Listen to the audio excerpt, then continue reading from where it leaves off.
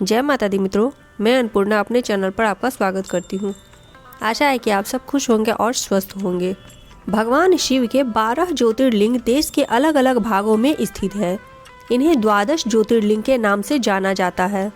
इन ज्योतिर्लिंग के दर्शन, पूजन, आराधना से भक्तों के जन्म जन्मांतर के सारे पाप समाप्त हो जाते हैं। वे भगवान शिव की कृपा के पात्र बनते हैं। ऐसे कल्याणकारी ज्योतिर्लिंगों की कथा इस सीरीज में हम आपके लिए लेके आए हैं। एक एक करके सारी कथा हम आपको सुनाएंगे इस वीडियो के माध्यम से। वीडियो पसंद आए तो वीडियो को लाइक कीजिएगा। चैनल पर पहली बार आया है तो चैनल को सब्सक्राइब कर दीजिएगा। साथ ही बेल आइकन जरूर दबा दीजिएगा ताकि आने वाले महत्वपूर्ण जानकारी से कहीं आप पीछे ना रह जाएं। पहली कथा है श्री सोमनाथ की। गुजरात प्रांत के कठियावाड़ा क्षेत्र में समुद्र के किनारे सोमनाथ नामक विश्व प्रसिद्ध मंदिर में यह ज्योतिर्लिंग स्थापित है। पहले ये क्षेत्र प्रभास क्षेत्र के नाम से जाना जाता था। यहीं भगवान श्री कृष्ण ने जड़ा नामक व्याध के बाण को निमित्त बनाकर अपनी लीला का समापन किया था। यहाँ के ज्योतिर्लिंग की कथा का पुराणों में इस प्रकार से वर्णन है। दक्ष प्रजापति की 27 कन्याएं थीं। उन सभी का विवाह चंद्रदेव के साथ हुआ था, किंतु चंद्रमा का समस्त अनुराग व प्रेम उनमें से केवल रोहिणी के प्रति ही रहता था।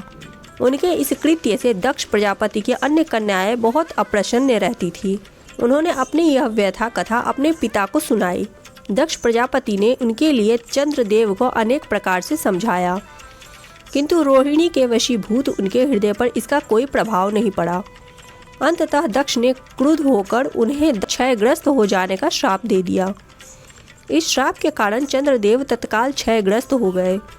उनके क्षयग्रस्त होते ही पृथ्वी पर शुद्धा शीतलता वर्षण का उनका सारा कार्य रुक गया। चारों ओर त्राही त्राही मच गई। चंद्रमा भी बहुत दुखी और चिंतित थे। उनकी प्रार्थना सुनकर इंद्रादि देवता तथा वशिष्ठ आदि ऋषिगण उनके उद्धार के लिए पितामह ब्रह्मा जी के पास गए। सारी बातों को सुनकर ब्रह्मा जी ने कहा, चंद्रमा, आपने श्राप विमोचन के लिए अन्य देवों के साथ पवित्र प्रभास क्षेत्र में जाकर मृत्युंजय भगवान शिव की आराधना करें। उनकी कृपा से अवश्य ही इनका श्राप नष्ट हो जाएगा और ये रोग मुक्त हो जाएंगे। उनके कथानुसार चंद्रदेव ने मृत्युंजय भगवान की आराधना का सारा कार्य पूरा किया। उन्होंने घोर तपस्या करते हुए 10 करोड़ बार मृत्युंजय मंत्र का जप किया। इससे प्रसन्न होकर मृत्युंजय भगवान शिव ने उन्हें अमरत्व का वर प्रदान किया। उन्होंने कहा, चंद्रदेव, तुम शोक न करो। मेरे वर से तुम्हारा शाप मोचन तो होगा ही, साथ ही साथ प्रजापति दक्ष के वचनों की रक्षा भी हो जाएगी। कृष्ण पक्ष में प्रतिदिन तुम्हारी एक एक कला छिन्न होगी, किंतु पुनः शुक्ल पक्ष में उसी क्रम से तुम्हारी एक एक कला बढ़ जाया करेगी। इस प्रकार प्रत्येक पूर्णिमा को तुम्हें पूर्ण चंद्रत्व प्राप्त होता रहेगा। चंद्रमा को मिलने वाले इस वरदान से सारे लोगों की प्राणी प्रसन्न हो उठे। सुधारक चंद्रदेव पुनः दशों दिशाओं में सुधा वर्षण का कार्य पूर्ववत करने लगे।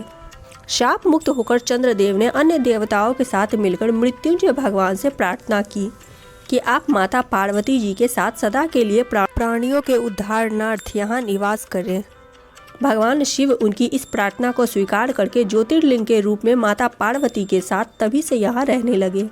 पावक प्रभास क्षेत्र में स्थित इस सोमनाथ ज्योतिर्लिंग की महिमा महाभारत, श्रीमद् भागवत तथा स्कंद पुराण आदि में विस्तार से बताई गई है। चंद्रमा का एक नाम सोम भी है। उन्होंने भगवान शिव को ही अपना नाथ स्वामी मानकर यहाँ तपस्या की थी। अतः इस ज्योतिर्लिंग को सोमनाथ कहा जाता है। इसके दर्शन, पूजन, आराधना से भक्तों के जन्म जन्मांतर के सारे पाप और दुष्ट कृत्य विनष्ट हो जाते हैं। वे भगवान शिव और माता पार्वती की अक्षय कृपा का पात्र बन जाते हैं। मोक्ष का मार्ग उनके लिए सहज ही सुलभ हो जाता है। उनके लौकिक परलौकिक सारे कृत्य स्वयं में सफल हो जाते हैं। ये रही मित्रों सोमनाथ मंदिर से जुड़ी हुई महत्वपूर्ण जानकारी व पौराणिक कथा। वीडियो यदि पसंद आए तो वीडियो को लाइक कीजिएगा। कमेंट में हर हर शंभू लिखना बिल्कुल भी मत भूलिएगा। अब मिलते हैं ऐसे ही महत्वपूर्ण जानकारी व पौराणिक कथाओं के साथ अगले वीडियो में। अगली सीरीज में 12 ज्योतिर्लिंग में से दूसरे ज्योतिर्लिंग के बारे में कथा वर्णन करेंगे। तब तक के लिए जय सिया राम।